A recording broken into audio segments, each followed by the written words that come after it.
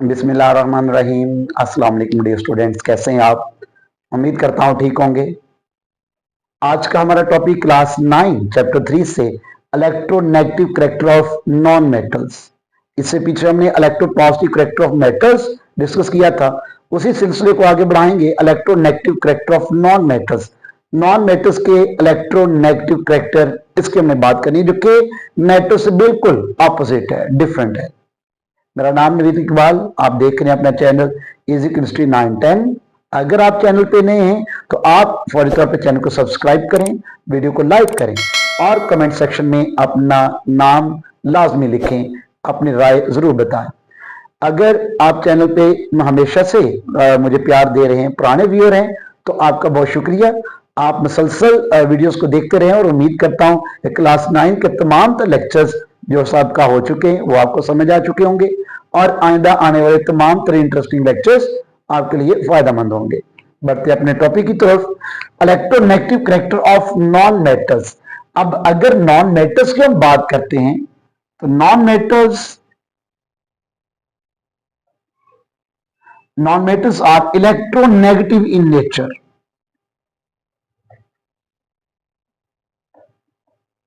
Electronegative किनको कहा जाएगा? जैसे मेटल्स तो इलेक्ट्रो पॉजिटिव थे, नॉन मेटल्स इलेक्ट्रोनेगेटिव होती। अब इलेक्ट्रोनेगेटिव कौन से एलिमेंट्स कहलाएंगे? They have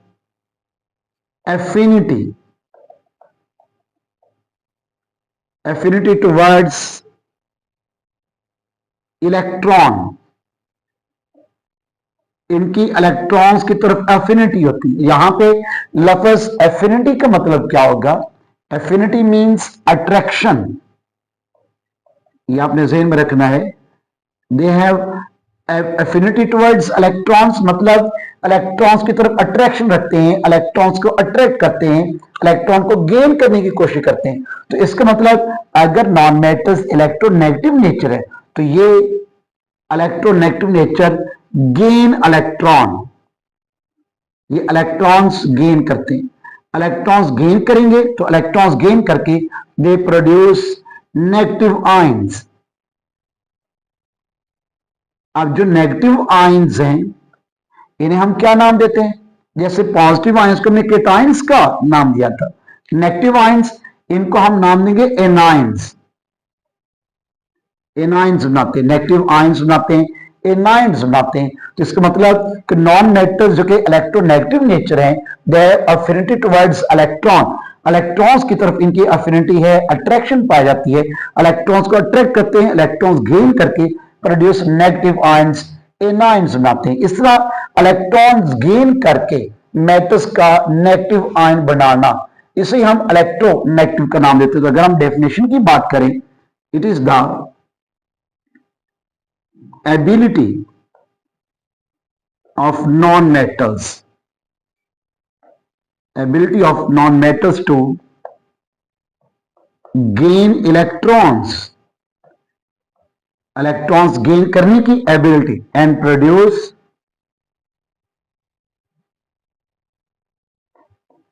negative ions means anions।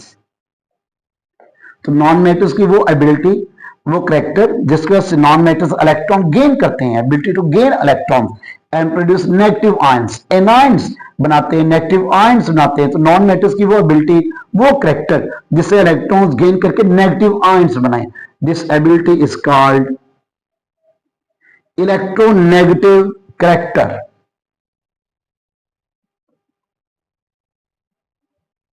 इसको हम इलेक्ट्रोनेगेटिव करैक्टर का नाम देते हैं, इलेक्ट्रोनेगेटिव नेचर का नाम देते हैं। तो electronegative character of non metals कहलाएगा ये। नॉन मेटल्स इलेक्ट्रॉन गेन करती हैं, इलेक्ट्रॉन गेन करके नेगेटिव आयंस बनाते हैं, एनायंस बनाते हैं। एनायंस बनाने की, नेगेटिव आयंस बनाने की एबिलिटी, उस करैक्टर को हम नॉन मेटेलिक करैक्टर या electronegative character of non metals का नाम देते हैं। अगर हम, जैसे हमने ट्रेंड की बात की थी मेटल्स के लिए, मेटल जो जितनी आसानी से इलेक्ट्रॉन लूज करेगी उतनी अच्छी मेटल कहलाएगी।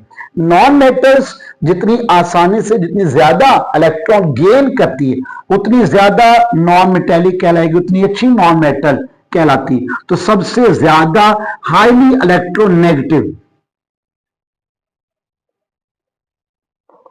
अगर नॉन मेटल की बात करते हैं तो हाईली इलेक्ट्रोनेगेटिव नॉन मेटल कौन सी कहलाएगी? सबसे ज्यादा नॉन मेटल, सबसे ज्यादा electronegative non metal, that is fluorine. Fluorine जिसकी इलेक्ट्रोनेगेटिविटी की एबिलिटी 4.0 है, 4.0 इलेक्ट्रोनेगेटिविटी, इलेक्ट्रॉन गेन करने की कैपेसिटी 4.0। अब फ्लोरीन के बाद दैट इज फॉलोड बाय, अब फ्लोरीन के बाद बाकी के जो एलिमेंट्स आते हैं उसके बाद ऑक्सीजन है, इलेक्ट्रॉन गेन करने के लिहाज से ऑक्सीजन है, नाइट्रोजन है, फिर क्लोरीन है। ये सारे के सारे नॉन मेटल्स हैं, इलेक्ट्रॉन गेन करने की कैपेसिटी रखते हैं, तो इलेक्ट्रॉन गेन करके नेगेटिव आयंस बनाने की इनमें सलाहियत पाई जाती है, इसलिए इनको नॉन मेटल्स का नाम दिया जाता है। इलेक्ट्रॉन गेन करना नॉन मेटेलिक कैरेक्टर कहलाएगा। तो फ्लोरीन सबसे ज्यादा स्ट्रॉन्ग इलेक्ट्रॉन एफिनिटी रखता है, सबसे ज्यादा इलेक्ट्रॉन के लिए अट्रैक्ट रखता है, दैट इज 4.0। बाकी के तमाम एलिमेंट्स की इलेक्ट्रोनेगेटिविटी फ्लोरीन के लिहाज से ही हमने डिजाइन की है। इसका मतलब ये हुआ कि जो प्रोडक्ट टेबल के सबसे राइट साइड वाले एलिमेंट्स हैं, सबसे राइट साइड वाले जो एलिमेंट्स होंगे वो आपके नॉन मेटल्स होते हैं। जो प्रोडक्ट टेबल के right side of the product table, the right side elements, अब राइट साइड एलिमेंट्स इनके अंदर आपकी नोबल गैसेस भी शामिल हैं, उनको निकाल के, यानी कि एक्सेप्ट इनर्ट गैसेस, जिसे नोबल गैसेस का नाम देते हैं, जो ग्रुप 18 के एलिमेंट्स हैं, इनके अलावा जो right side elements of the product table हैं, एक्सेप्ट इनर्ट गैसेस इन नोबल गैसेस, इनको आपने नाम देना है the right side elements except inert gases of periodic table. ये तमाम की तमाम आपकी नॉन मेटल्स होती हैं, पीरियोडिक टेबल के सबसे राइट साइड पे पाए जाने वाले एलिमेंट्स हैं वो नॉन मेटल्स होती हैं। सबसे लेफ्ट साइड वाले alkali metals, alkaline earth metal, वो तमाम मेटेलिक कैरेक्टर देते हैं, जबकि सबसे राइट साइड वाले जो एलिमेंट्स हैं इनर्ट गैसेस के अलावा, ग्रुप 18 के नोबल गैसेस के अलावा। अब नोबल गैसेस क्यों नहीं? क्योंकि नोबल गैसेस के तो ऑक्टेट कंप्लीट होते हैं, वो तो इलेक्ट्रॉन गेन नहीं करते। अब नॉन मेटल, चूंकि नोबल गैसेस भी नॉन मेटल है लेकिन वो इलेक्ट्रॉन गेन नहीं करते, इस वजह उनके अलावा बाकी तमाम प्रोडक्टेबल के राइट साइड वाले जो एलिमेंट्स हैं तमाम के तमाम नॉन मेटल होते हैं, नॉन मेटेलिक कैरेक्टर देते हैं। अब ये नॉन मेटेलिक कैरेक्टर वेरिएट करता है, डिफरेंट तरीके से एक्ट करती है नॉन मेटल्स। अब नॉन मेटल्स डायरेक्टली मेटल से भी रिएक्ट कर सकती है, नॉन मेटल से भी रिएक्ट कर सकती है। मेटल्स के लिए तो ये कैरेक्टर था ना, मेटल सिर्फ नॉन मेटल से रिएक्ट करती है, आपस में रिएक्ट नहीं करती, लेकिन नॉन मेटल्स के लिए ये कैरेक्टर नहीं है। नॉन मेटल दोनों तरह से एक्ट कर सकती हैं। व्हेन नॉन मेटल्स रिएक्ट, अब जब रिएक्ट करेंगी विद नॉन मेटल्स, जब दूसरी नॉन मेटल्स रिएक्ट करेंगी, एक ये पॉसिबिलिटी है, या इसके पास पॉसिबिलिटी की जब दूसरी ये मेटल्स के साथ रिएक्ट करें। तो जब नॉन मेटल्स से रिएक्ट करती हैं, दे प्रोड्यूस कोवेलेंट कंपाउंड्स, जो कि मॉलिक्यूलर कंपाउंड्स होते हैं, कोवेलेंट कंपाउंड्स बनाते हैं। इसी तरह जब नॉन मेटल्स के साथ रिएक्ट करते हैं, दे प्रोड्यूस आयोनिक कंपाउंड्स, ये आयोनिक कंपाउंड बना के जब मेटल्स के साथ रिएक्ट करेंगे तो आयोनिक कंपाउंड बनते हैं। अब इसके कुछ एग्जांपल्स मैं आपको बताता हूं। हमारे पास नॉन मेटल और मेटल्स की अगर आपस में बात करें तो मैं यहां पे आपको इसकी ग्रुपिंग बता देता हूं। नॉन मेटल्स एक तरफ हम बता देते हैं मेटल्स, जिनके दरमियान आप रिएक्शन करवाना चाह रहे हैं, मेटल। अब नॉन मेटल में हमारे पास है क्लोरीन, ग्रुप 17 का एलिमेंट, जबकि मेटल्स में हमारे पास है सोडियम, ग्रुप 1 का एलिमेंट। जब सोडियम और क्लोरीन ये आपस में रिएक्ट करेंगे तो क्या बनाएंगे? ये sodium chloride, NaCl, sodium chloride बनेगा। अब जब सोडियम और क्लोरीन रिएक्ट करके सोडियम क्लोराइड बनाएंगे तो सोडियम क्लोराइड एक आयनिक कंपाउंड है, पॉजिटिव नेगेटिव आयंस बनते हैं। इक्वेशन की बैलेंसिंग देखें, इस तरफ क्लोरीन के रिएक्टेंट में 12 एटम्स हैं, प्रोडक्ट में 1 एटम, बैलेंस करने के लिए 2 से मल्टीप्लाई करेंगे पूरे फॉर्मूला को, जैसे सोडियम भी 2 हो जाएंगे, क्लोरीन भी 2, यहाँ सोडियम 2 है, यहाँ सोडियम 1 तो रिएक्टेंट में 2 से मल्टीप्लाई कर देंगे सोडियम B2। अब जब नॉन मेटल्स मेटल से रिएक्ट करेंगे तो क्या बनाएंगे, ये आयनिक कंपाउंड बनाएंगे। इसी तरह एक नॉन मेटल्स जब रिएक्ट करेगी दूसरी नॉन मेटल के साथ, अब जैसा कि हमारे पास हाइड्रोजन रिएक्ट करेगी दूसरी नॉन मेटल ऑक्सीजन के साथ रिएक्ट करेगी, तो नॉन मेटल से रिएक्ट करके बनाएगी वाटर H2O, हाइड्रोजन और ऑक्सीजन रिएक्ट करके वाटर बनाएंगे। अब इक्वेशन बैलेंस करनी, रिएक्टेंट में ऑक्सीजन के 2 एटम्स, प्रोडक्ट में ऑक्सीजन का 1 एटम, बैलेंस करने के लिए पूरे फॉर्मूला को 2 से मल्टीप्लाई किया, साथ में 2 टू 4 हाइड्रोजन 4 हो जाएंगे, यहां पे हाइड्रोजन 2, यहां 2 से मल्टीप्लाई करेंगे, तो यूं आपकी इक्वेशन बैलेंस हो जाएगी। तो इसका मतलब नॉन मेटल से रिएक्ट करेगी तो कोवेलेंट कंपाउंड बनाएगी जो कि मॉलिक्यूलर कंपाउंड कहलाते हैं, मॉलिक्यूलर कंपाउंड्स का नाम देते हैं।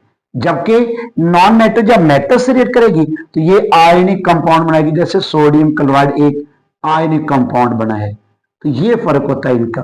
तो मेटल से मेटल में डायरेक्टली रिएक्ट नहीं करती, ये नॉन मेटल से रिएक्ट कर सकती है। इस तरह नॉन मेटल से रिएक्ट करके आयनिक कंपाउंड और नॉन मेटल से रिएक्ट करके दूसरे कोवेलेंट कंपाउंड बनाएंगे। मिसाल के तौर पर एक हमारे पास नॉन मेटल है कार्बन, दूसरी नॉन मेटल है ऑक्सीजन, ये आपस में रिएक्ट करेंगे तो क्या बनाएंगे, कार्बन डाइऑक्साइड CO2 जो कि कोवेलेंट कंपाउंड है। सल्फर रिएक्ट करेगी ऑक्सीजन से तो क्या बनाएगी, ये सल्फर डाइऑक्साइड SO2 बना देगी। ये डिफरेंट तरीके से आपस में रिएक्ट करके नॉन मेटल से रिएक्ट करेंगे तो ये मॉलिक्यूलर कंपाउंड बनाते हैं जो कि आपके कोवेलेंट कंपाउंड होते हैं। तो मॉलिक्यूलर कंपाउंड बनाएंगे। जब नॉन मेटल से रिएक्ट करेंगे तो आयनिक कंपाउंड बनाते हैं। ये छोटा सा एक आर्टिकल था जो कि आपके शॉर्ट क्वेश्चंस के लिए भी एक इंपॉर्टेंट और एक्सरसाइज के एक लॉन्ग क्वेश्चन भी electronegative character of non metals को डिस्कस करता है।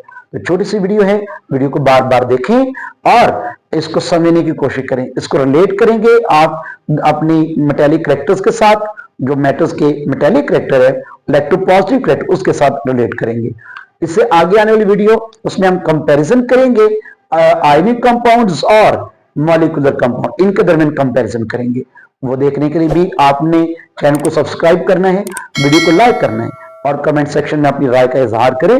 और जितनी मोहब्बतें आप दे रहे हैं, जितनी आप हमें जो है व्यूज देते हैं, जितने आप चैनल को मोहब्बत देते हैं, सब्सक्राइब देते हैं, इसके लिए हमारी टीम आपका शुक्रिया अदा करती है। अल्लाह हाफिज।